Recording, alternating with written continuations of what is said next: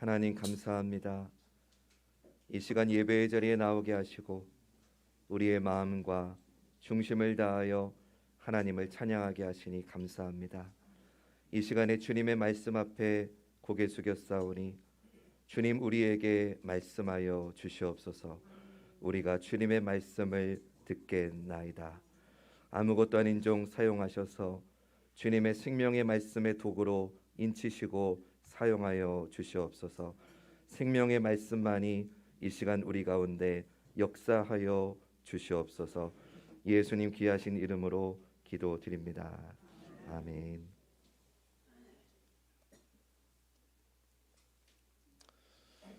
좋으신 주님의 은혜와 평강이 예배의 자리에 나오신 모든 성도님들과 함께 하시기를 간절히 축원합니다. 옆에 계신 분들하고 하고 평화의 인사를 나누겠습니다. 주님의 평화가 함께 하시길 바랍니다.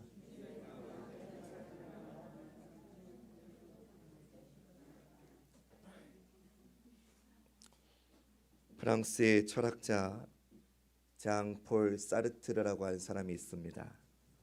이 사람은 20세기를 대표하는 지성인 중에 한 사람으로, 사르트르는 인간은 종교적 가르침 없이도 충분히 선할 수 있으며 죽음을 이해하고 수용할 수 있다고 주장했습니다.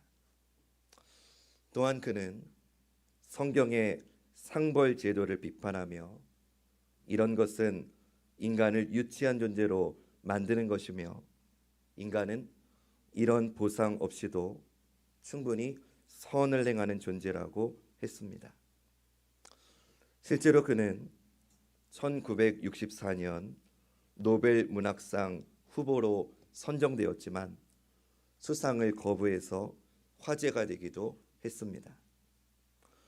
그랬던 사르트르는 노년에 폐부종이라는 병에 걸렸습니다. 폐부종은 폐에 물이 차는 병입니다. 의사는 그에게 당신의 생명이 얼마 남지 않았음을 알렸습니다. 그러자 사르트르는 의사를 향해서 욕을 하면서 물건을 집어던지며 자신은 죽고 싶지 않으니 자신의 병을 고치라고 발악을 했습니다. 그런 그의 발악은 임종을 맞이할 때까지 계속되었습니다. 병원 측은 인생의 철학을 정립한 노학자이기에 담담하게 현실을 수용하고 품위 있는 죽음을 맞이할 줄 알았는데 보통 사람들보다 더 크게 반항하고 행패를 부리는 모습에 당황하면서 그의 품위를 지켜주기 위해서 면회를 제안하기까지 했습니다. 얼마 뒤에 그는 죽었고 죽음을 앞두고 보였던 그의 반응이 알려지면서 사람들은 매우 실망하며 의아하게 생각했습니다.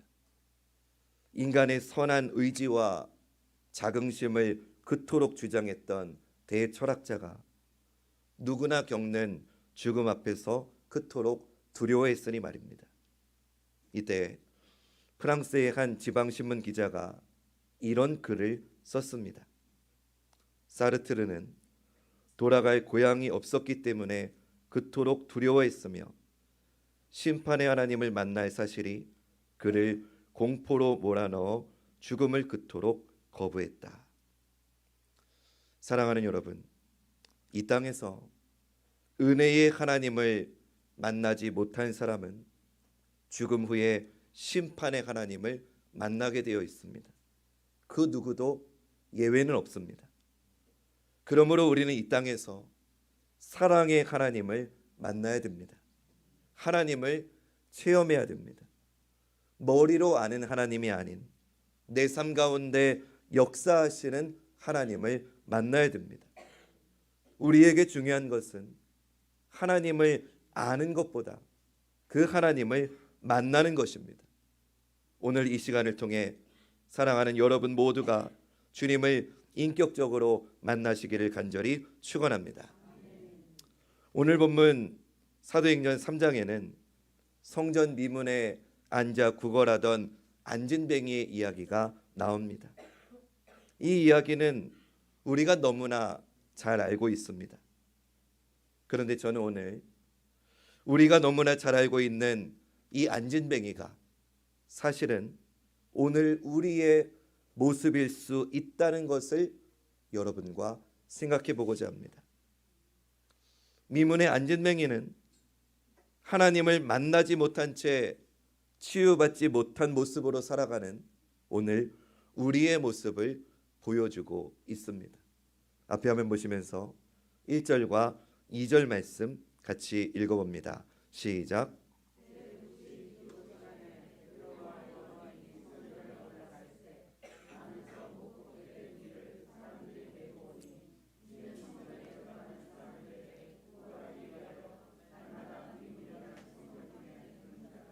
아멘. 이 사건은 오후 3시에 예루살렘 성전 문 앞에서 앉아있던 안진뱅이가 베드로와 요한을 만나면서 시작됩니다. 성경에 보니까 그는 나면서부터 안진뱅이였다고 말합니다. 마치 태어날 때부터 원죄를 가지고 있는 우리 인간의 모습과 똑같습니다.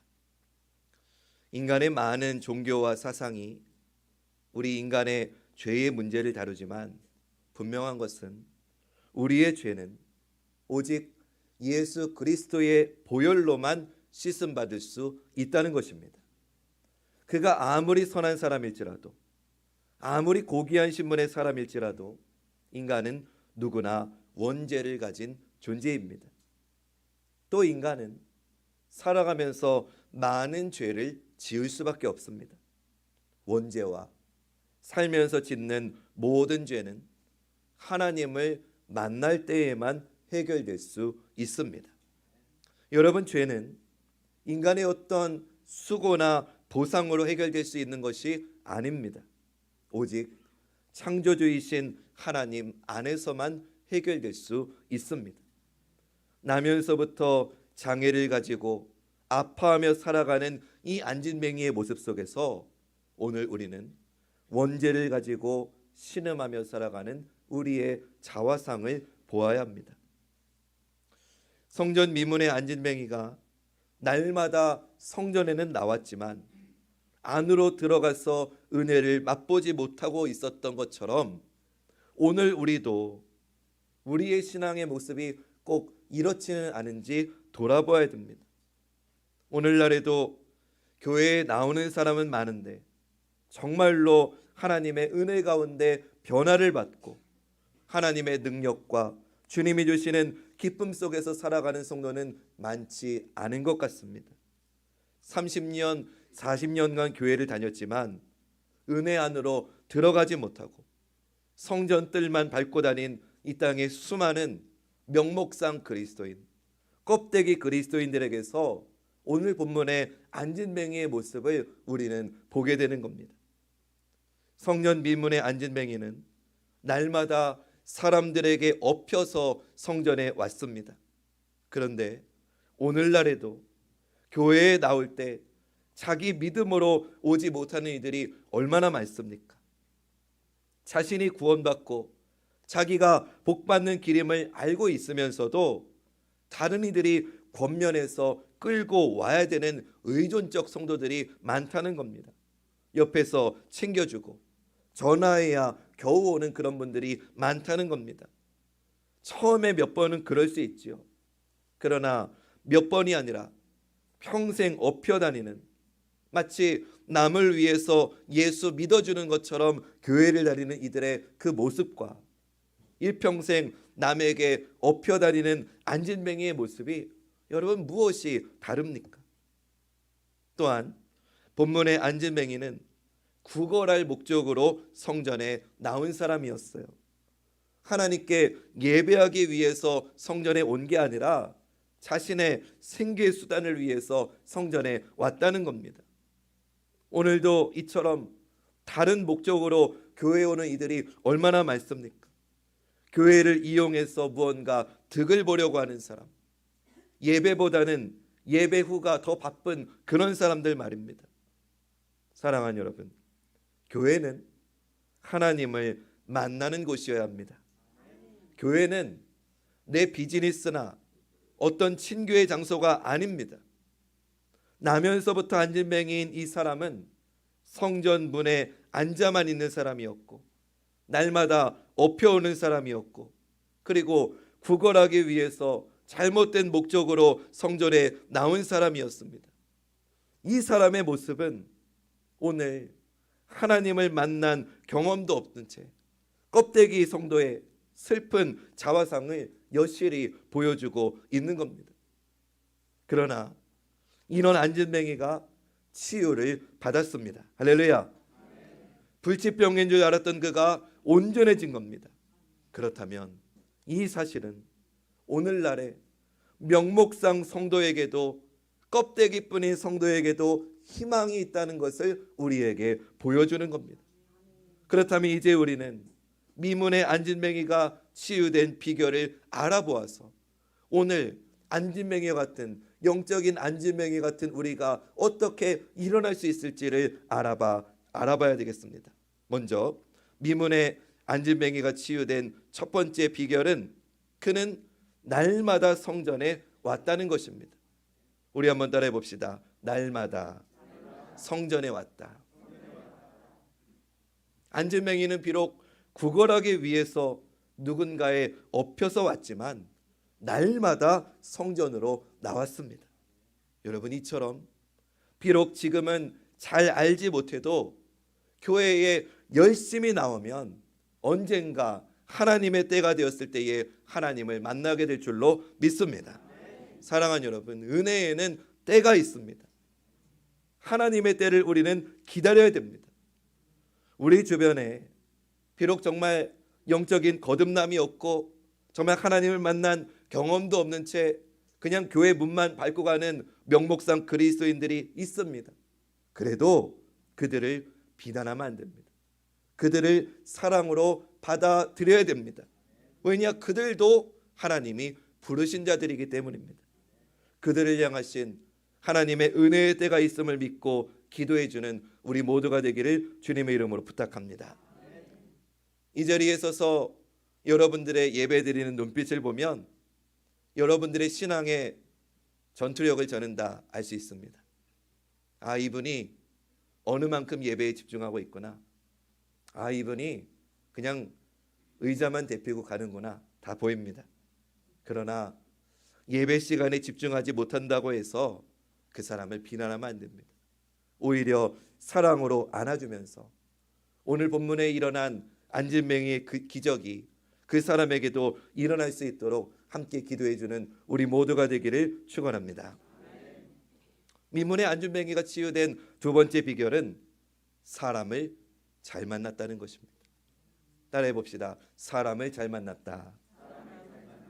오늘 본문 3절에서 5절 말씀 앞에 화면 보시면서 읽어보겠습니다. 시작.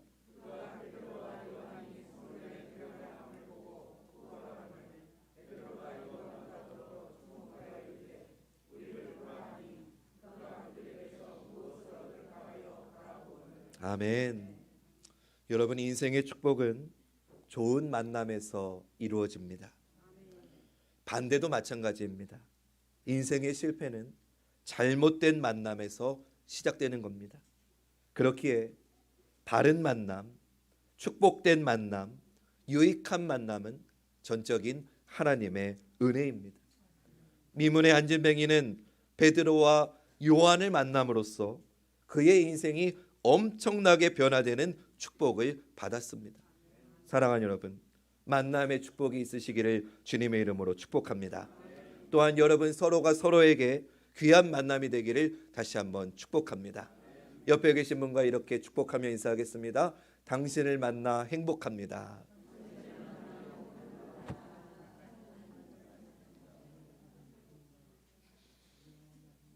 미문의 안진뱅이가 치유된 세 번째 비결은 그는 간구했다는 겁니다.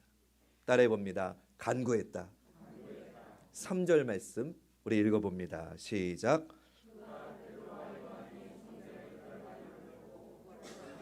아멘. 이 3절에 구걸했다라고 하는 이 표현을 영어 성경에서는 간구했다라고 말하고 있습니다. 여러분, 믿음에서는 간구하는 게 엄청 중요합니다. 그가 베드로와 요한에게 구했던 것은 돈이었지만 그들이 그에게 준 것은 예수 그리스도의 이름이었습니다. 예수 그리스도의 이름이 그를 고친 것입니다. 그러나 우리가 알아야 될 것은 그가 고침을 받기 전에 먼저 간구가 있었다는 겁니다. 여러분, 생각해 보세요. 예루살렘 성전 앞에는 이 안진뱅이와 같은 약한 사람, 거지가 얼마나 많았겠습니까? 그런데 그 많은 어려운 사람 중에서 왜 이 안진뱅이에게만 이런 치유가 임했습니까? 그가 베드로와 요한에게 간구했기 때문입니다. 이것이 중요합니다. 사랑하는 여러분, 우리 주님도 말씀하셨습니다. 찾으라 찾을 것이요, 두드리라 열릴 것이다. 찾는 자가 찾는다고 주님도 말씀하셨습니다. 바라기는 여러분, 간구하십시오. 하나님께서는 우리의 필요를 아시고 가장 좋은 것으로 응답해 주십니다. 지금 이 안진뱅이는 돈을 구했지만 하나님은 그에게 가장 필요한 예수 그리스도의 이름을 주셨습니다. 어느 시골에서 있었던 일을 소개합니다. 부인이 교회에 다니는 걸 못마땅히 여기면서 늘 핍박하는 남편이 있었습니다. 하루는 새벽에 남편이 화장실에 가려고 잠깐 일어났는데 새로 산 자기의 신발 한 짝이 없어진 겁니다. 평소에 아내가 교회에 열심히 다니는 건 그 교회 목사를 좋아하기 때문이라고 오해하던 남편은 자기 아내가 자기 신발을 그 목사에게 주었다면서 화를 냈습니다. 근데 며칠 뒤에 똑같은 일이 또 일어났습니다. 이번에는 남편이 안 되겠다 싶어서 몽둥이를 들고 그 예배당을 찾아갔습니다. 새벽 예배가 다 끝난 교회 안에는 아무도 없었고 자기 아내만 홀로 앉아서 기도하고 있었습니다. 아내가 자기의 신발 한 짝을 가슴에 안고 눈물을 흘리면서 이렇게 기도하고 있었습니다. 하나님, 제가 사람은 비록 데려오지 못했지만 신발을 가져왔습니다. 이 신발 주인이 하나님 앞에 나오게 하여 주시옵소서. 하나님, 제가 이 사람을 너무나 사랑하는데 남편을 지옥에 둔 채 혼자 천국에 갈 수 없습니다. 더럽고 냄새나는 자기 신발을 가슴에 끌어안고 눈물로 기도하는 그 아내를 보고 한순간에 그 남편의 마음이 녹아내렸습니다. 그 일로 남편은 예수님을 믿게 되었고 훗날 그 교회의 장로님이 되었습니다. 사랑하는 여러분, 사랑하는 가족의 영혼을 위해 간구하시는 여러분 되시기를 주님의 이름으로 축원합니다. 우리의 기도는 결코 땅에 떨어지지 않습니다. 마지막으로 미문의 안진뱅이가 치유함 받은 이유는 말씀을 향한 순종의 의지가 있었기 때문입니다. 우리 한번 따라해 봅시다. 말씀을 향한 순종의 의지가 있었다. 아멘. 우리 본문 6절과 7절 말씀 읽어보겠습니다. 시작.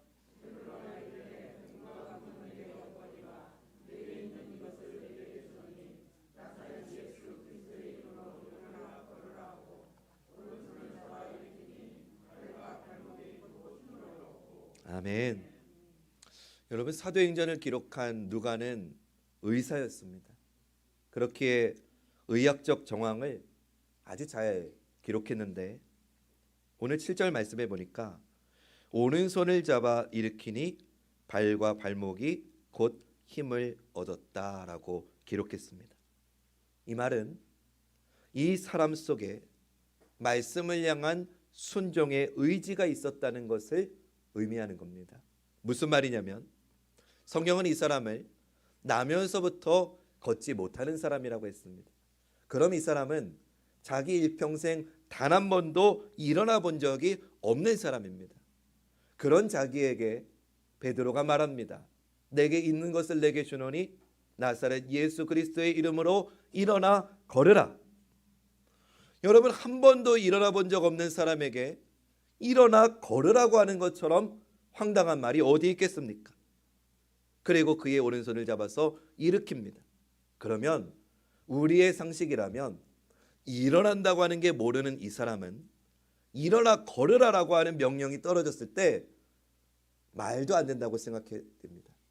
그러면 어떤 모습이 되느냐?